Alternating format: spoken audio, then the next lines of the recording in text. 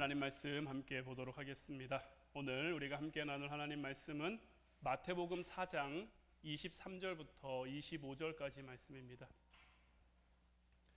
마태복음 4장 23절부터 25절까지 말씀, 우리 다 같이 한 목소리로 말씀 함께 보도록 하겠습니다. 예수께서 온 갈릴리에 두루 다니사 그들의 회당에서 가르치시며 천국 복음을 전파하시며 백성 중에 모든 병과 모든 약한 것을 고치시니 그의 소문이 온 수리아에 퍼진지라. 사람들이 모든 앓는 자 곧 각종 병에 걸려서 고통당하는 자, 귀신 들린 자, 간질하는 자, 중풍병자들을 데려오니 그들을 고치시더라. 갈릴리와 데가볼리와 예루살렘과 유대와 요단강 건너편에서 수많은 무리가 따르니라. 아멘. 오늘 이 시간에는 예수님의 삼중 사역이라는 제목 가지고 우리가 함께 말씀 나누고 또 함께 기도하기를 원합니다.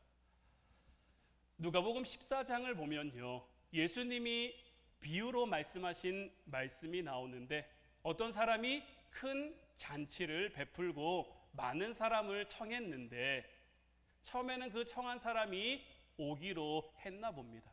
그래서 청한 날짜가 돼서 이제 종들을 보내서 이제 잔치에 오십시오, 잔치가 다 준비됐습니다 라고 전했더니 그 청합을 받은 사람들이 나는 밭을 샀으니 밭에 나가봐야 됐다라고 핑계하면서 잔치에 참여하지 않고, 또 어떤 사람은 소를 5겨레를 샀으니까 나는 그 소 때문에 가지 못하겠다라고 하고, 또 어떤 사람은 나는 장가 들었으니까 거기에 참석하지 못하겠다라고 핑계한 거예요.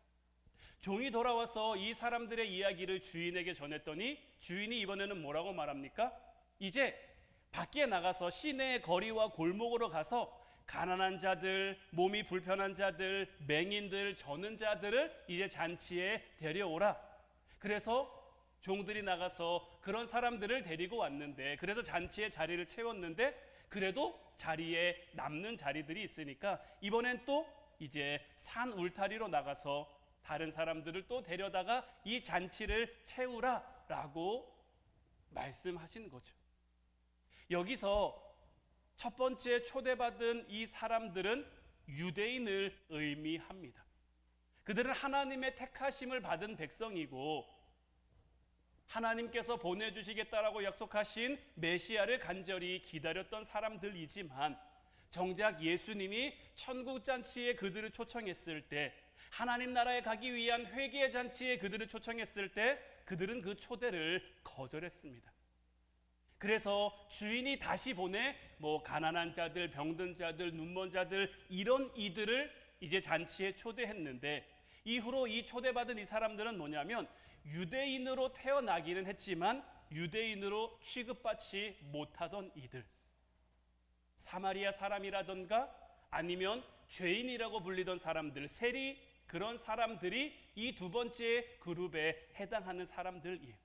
일평생 이들은 어떻게 보면 초대받지 못한 삶을 산 하나님의 백성인데, 하나님의 택하신 백성인데, 그럼에도 불구하고 늘 소외되고 늘 동떨어지고 늘 외로운 삶을 살았던 그들에게 하나님의 잔치가 초대됐고 그들은 기쁜 마음으로 그 잔치에 응한 것이고, 그리고 마지막으로 빈자리를 채우기 위해 초대받은 자들은 이방인들을 가리켜 말합니다.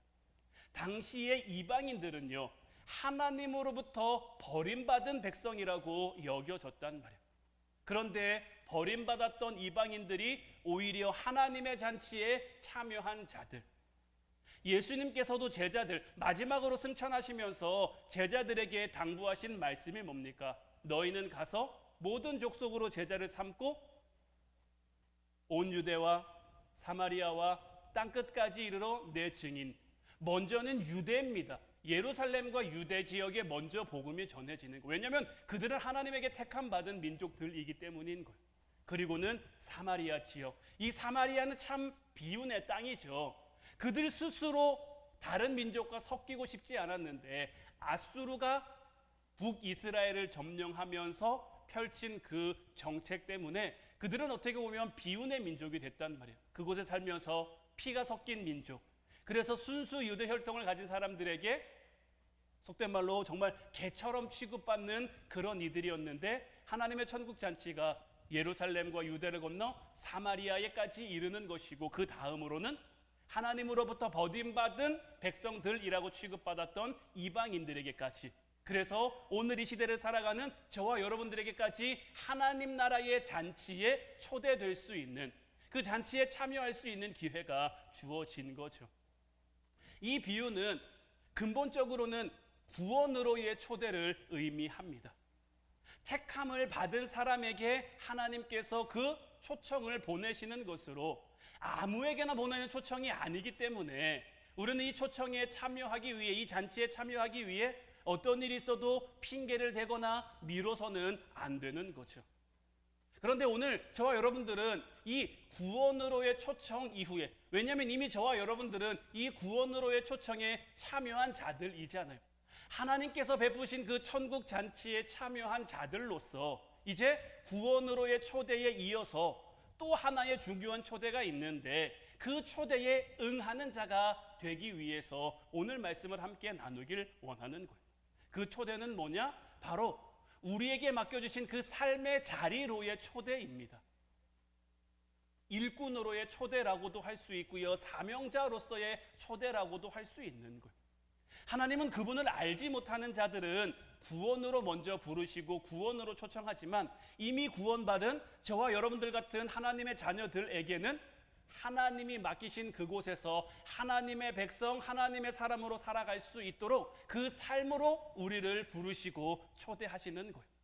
그렇기에 우리의 삶은요, 구원받고 끝나는 것이 아니라, 구원받은 우리는 다 하나님 나라의 일꾼으로서, 하나님 나라의 사명자로서의 삶을 이어갈 수 있어야 되는 거예요.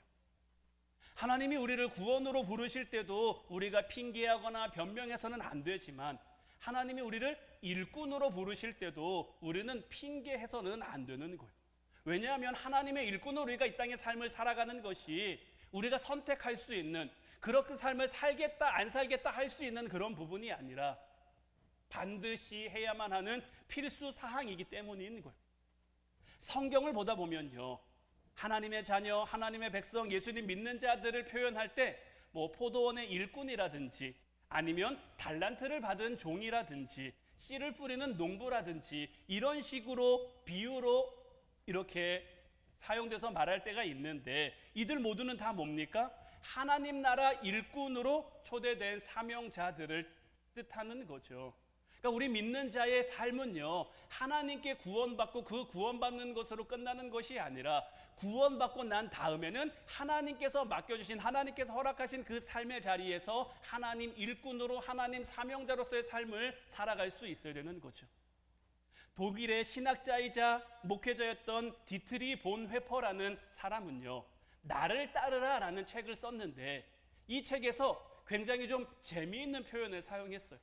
어떤 표현을 사용했냐면, 예수 그리스도를 믿는다고 하면서 예수 그리스도의 제자가 되지 않는 그리스도인들을 가리켜 시체 곁에 모여든 까마귀라고 표현을 했어요. 그러니까 이 말은 어떤 의미냐면, 내가 구원의 중요성은 알겠어요. 하나님 나라의 위대함도 알겠어요. 그래서 내가 하나님 백성으로 살아가고 싶어요. 구원받은 하나님의 백성으로 살아가고 싶어요. 그래서 구원받기 위해 예수 그리스도에게로 나아가기는 나아갔는데, 그의 살과 피에만 관심이 있는 거예요. 우리를 먹이시고 우리를 입히시고 우리를 다시 살리시는 예수 그리스도 십자가, 거기에만 관심이 있고, 그 이후의 삶, 그리스도인의 삶, 그리스도인으로서의 삶에는 아무런 관심이 없는 이 사람들을 가리켜서 시체 곁에 모여든 까마귀.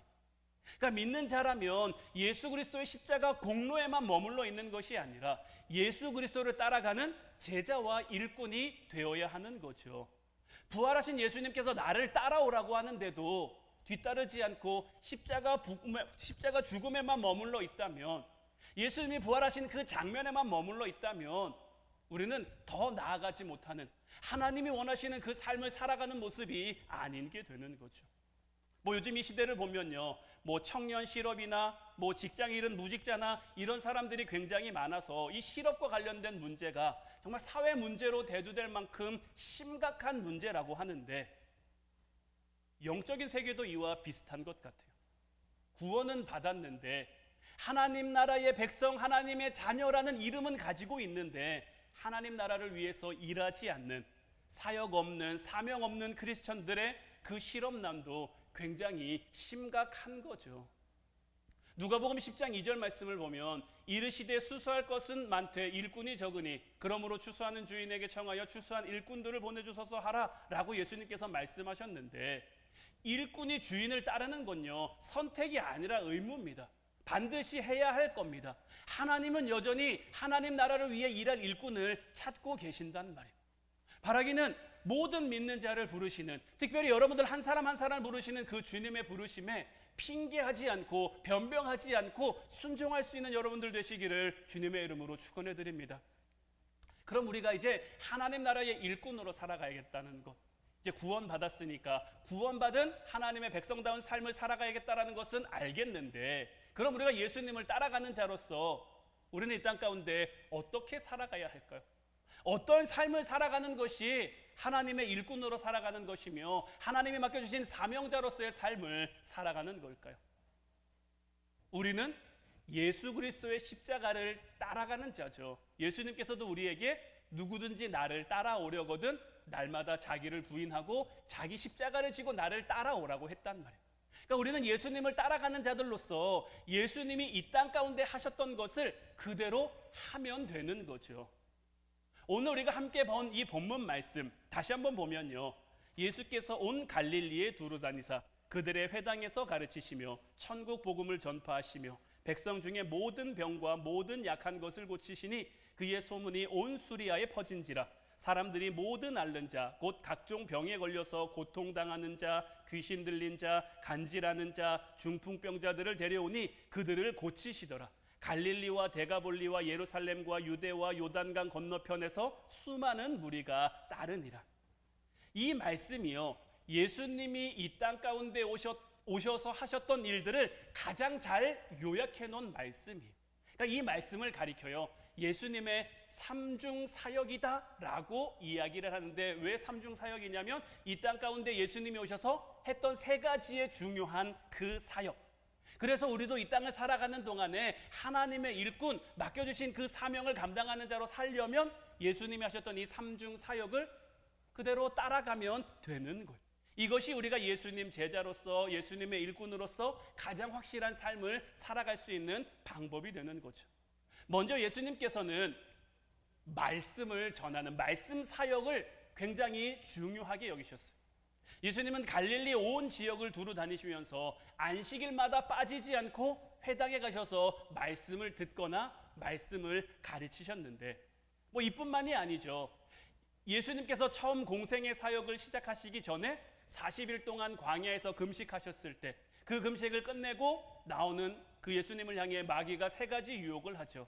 그 세 가지 유혹을 이겨낼 때도 예수님은 말씀으로 이겨내셨죠.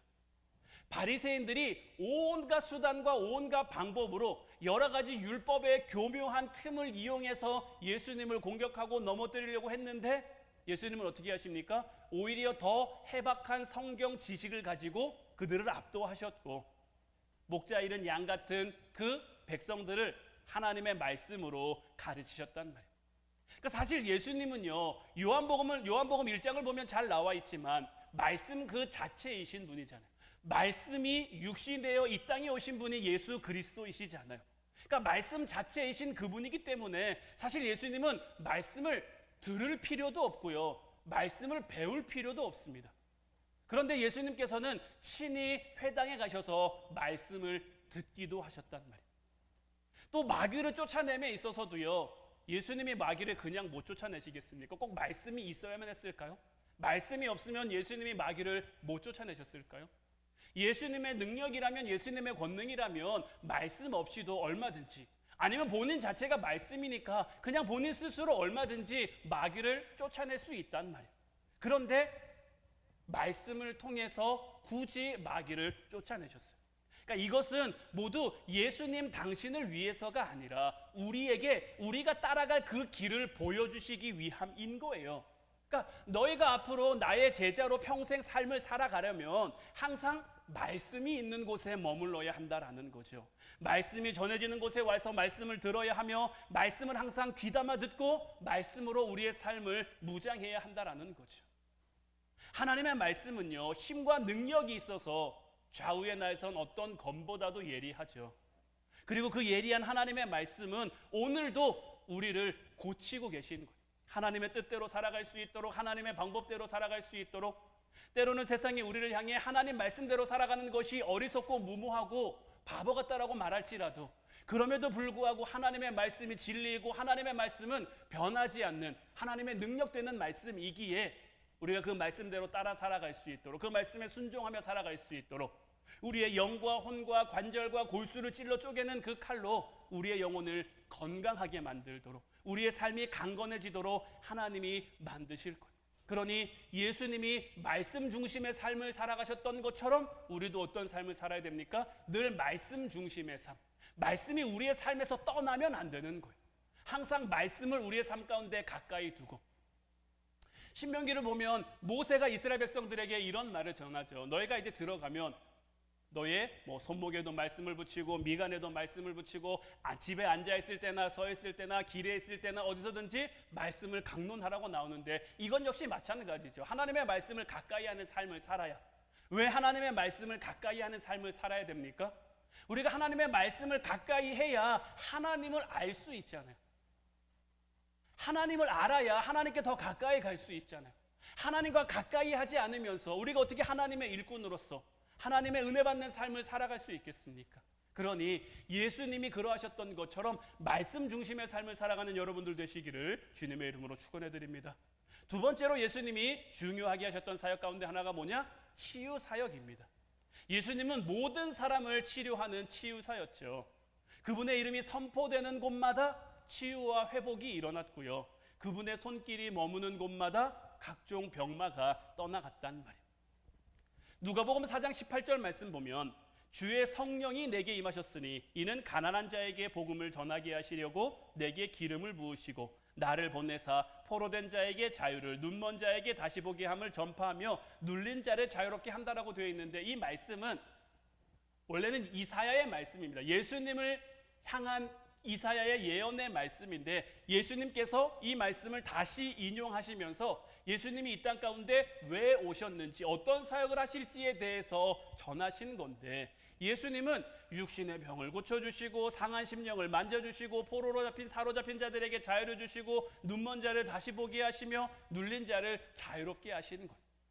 영육간에 우리를 강건하게 하셔서 하나님의 일꾼으로 살아갈 수 있도록 우리의 삶을 인도해 주시는 거죠. 우리나라 구한말에 프레드릭 밀러라는 선교사, 우리나라 이름으로 하면 민노아라는 선교사인데 혹시 여러분들 들어본 적 있으신지 모르겠어요.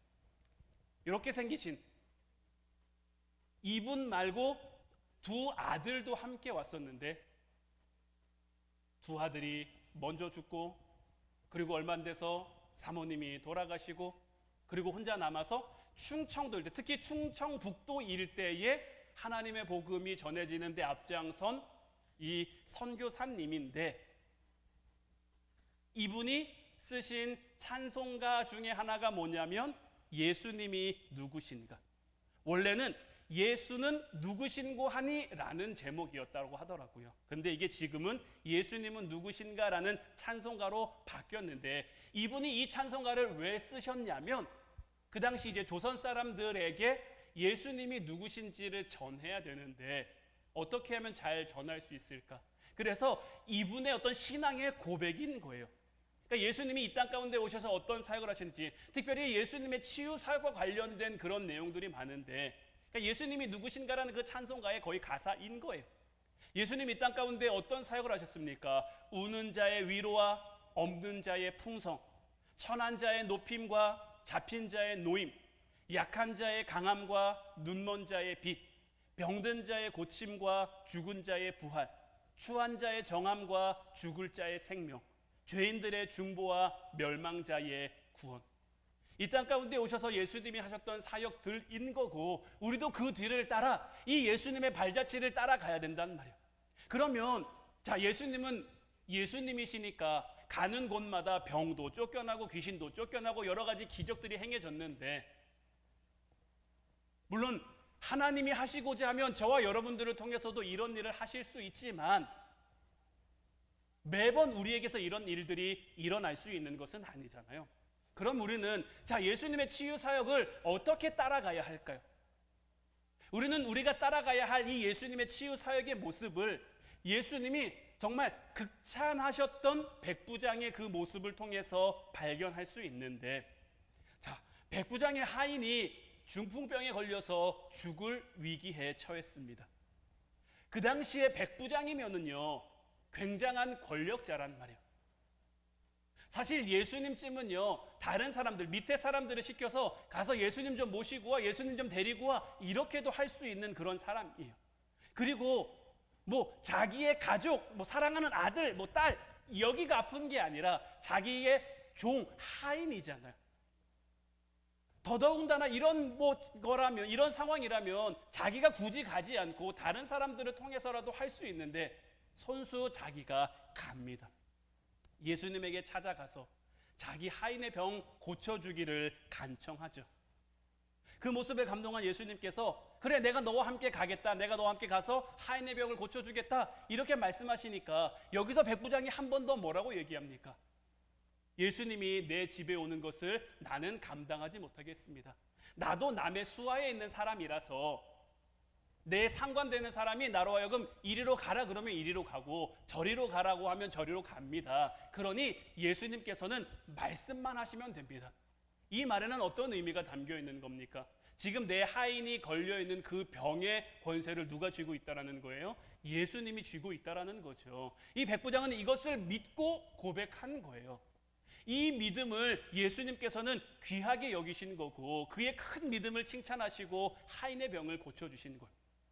우리도 이와 같이 백부장이 했던 것처럼 우리에게 뭐 치유의 능력은 없을지도 몰라요. 우리가 가는 곳마다 뭐 치유의 역사가 일어나지 않고, 우리가 가는 곳마다 귀신이 쫓겨나는 그런 역사는 일어나지 않을 수도 있어요.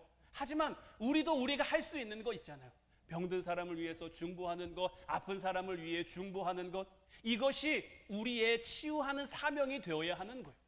치유는 예수님이 하실 거예요. 치유는 하나님이 역사하실 거예요. 우리의 역할은 그저 백부장의 역할이 돼서 병든 가족이 있다면 그들을 위해서, 아파하고 힘들어하는 이웃이 있다면 그들을 위해서, 우리에게 맡겨진 그 불쌍하고 긍휼히 여겨야 될 그 영혼들을 향해서 우리가 먼저 간절히 기도하고 그들을 예수님에게로 데려올 수 있는, 그들에게 예수님을 전하며 소개할 수 있는 그런 백부장이 되어야 하는 것. 성도인 우리는 마땅히 예수님 앞에 간구했던 백부장처럼 이런 치유 사역을 감당해야 되는 것. 다른 이의 눈물을 닦아주고, 저 민노아라는 선교사도 사실은 우리나라와 전혀 상관이 없어요. 우리나라에 오자마자 두 아들을 잃는단 말이에요. 슬픔에 아픔에 자기 나라로 얼마든지 다시 돌아갈 수도 있어요. 영국 소속 선교사님이셨는데 영국에서도 굉장히 많이 배우시고 능력 있는 그러한 목사님이셨단 말이에요.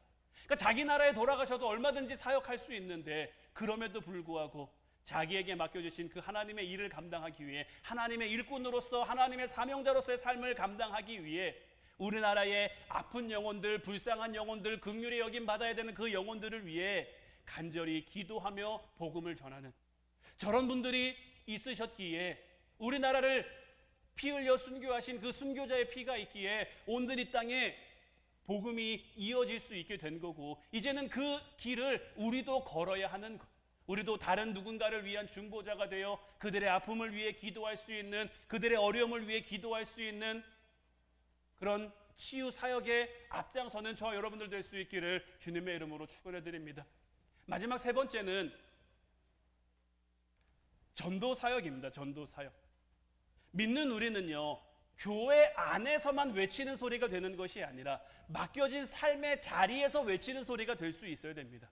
그래서 마가복음 16장 15절 말씀 보면, 또 이르시되 너희는 온 천하에 다니며 만민에게 복음을 전파하라고 했단 말이에요.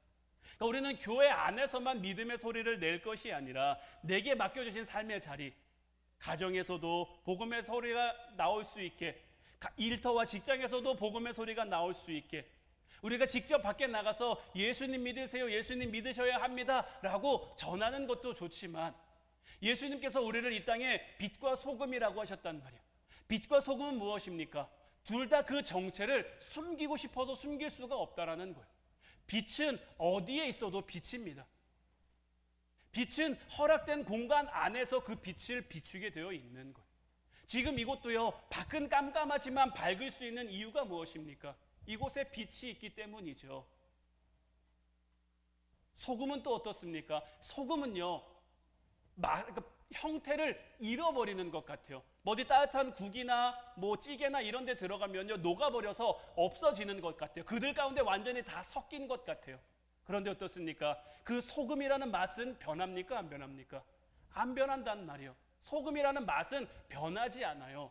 예수님이 우리에게 주신 말씀 가운데 소금이 맛이 변하면 무엇으로 짜게 하냐면서, 소금이 맛을 잃으면 밖에 버려져 밟힐 뿐이라고 했단 말이에요. 하나님께서 우리의 삶의 자리 가운데 보내신 이유가 있는 거예요. 여러분들의 가정에 여러분들을 보내신 이유가 있는 거예요. 여러분들 삶의 자리에 여러분들을 보내신 이유가 있는 거예요. 때로는 하나님이 나를 이곳에 왜 보내셨지? 나를 좀 더 나은 가정에 태어나게 하실 수 있었던 거 아닌가? 나를 좀 더 나은 가정에서 살게 하실 수 있었던 거 아닌가?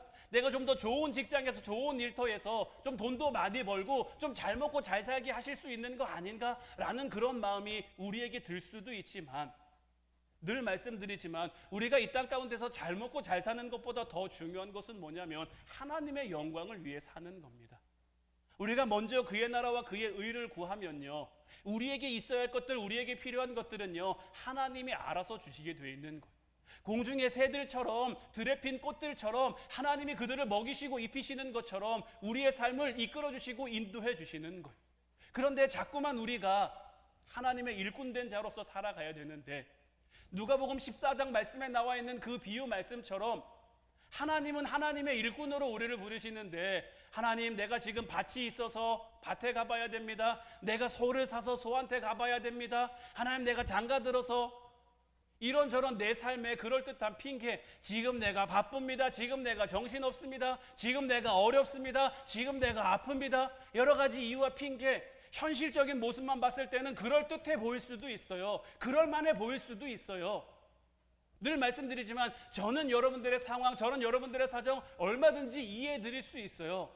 그리고 여러분들을 위해서 더 많이 기도해 드릴 수도 있어요. 그러나 하나님과의 관계에 있어서는요, 제가 어떻게 해드릴 수 있는 게 아니에요. 제가 여러분들을 위해 중보하며 기도하겠지만, 여러분들을 축복하며 기도하겠지만, 결국 하나님과 여러분들과의 관계는요, 여러분들과 하나님 1대1의 관계란 말이에요. 내가 하나님 앞에 올바로 서 있지 않으면요, 내가 하나님 앞에 바로 서 있지 않으면요, 하나님의 천국 잔치에, 하나님 나라에 들어가지 못하는 그 안타까운 삶이 우리가 될 수도 있는 거예요. 그러니 이제 우리는 예수님을 따라가는 자들로서 핑계하지 말고 변명하지 말고, 예수님이 이 땅에 오셔서 하신 그 행적을 따라 살아가는, 하나님께서 우리를 부르신 그 목적에 합당한 삶을 살아가는, 예수님께서도 이 땅에 오셔서 하나님이 보내신 그 목적대로 살아간 그 삼중 사역을 하시며 하나님 나라를 이 땅 가운데 전하시는 것처럼, 하나님 나라를 이 땅 가운데 세워가시는 것처럼, 저희들도 저희들 삶 가운데 하나님이 우리를 부르신 그 목적에 합당한 삶을 살면서 하나님 나라를 우리의 가정 가운데, 이 교회 가운데, 내게 허락된 삶의 자리 가운데 세워갈 수 있기를 주님의 이름으로 축원해 드립니다. 이제 우리 같이 찬양하고 기도하기를 원하는데, 예수 따라가며 이 찬송과 함께 고백했으면 좋겠어요. 예수 따라가며 복음 순종하면 우리 행할 길 환하겠네. 주를 의지하며 순종하는 자를 주가 늘 함께 하시는 것. 우리가 주님을 의지하고 주님 앞에 순종하며 살아가는 그 길이 현실적으로는 어려운 길일 수도 있어요. 현실적으로는 아픈 길일 수도 있어요. 하지만 하나님의 은혜 가운데 주님께서 늘 우리와 함께 하심으로 즐겁고 복된 길이 될 수 있도록, 그 무엇보다 그 누구보다 형통한 삶을 영위해 갈 수 있도록 하나님 우리를 이끌어 주실 줄로 믿어요. 이 믿음 가지고 우리 함께 찬양하고 또 함께 기도하도록 하겠습니다.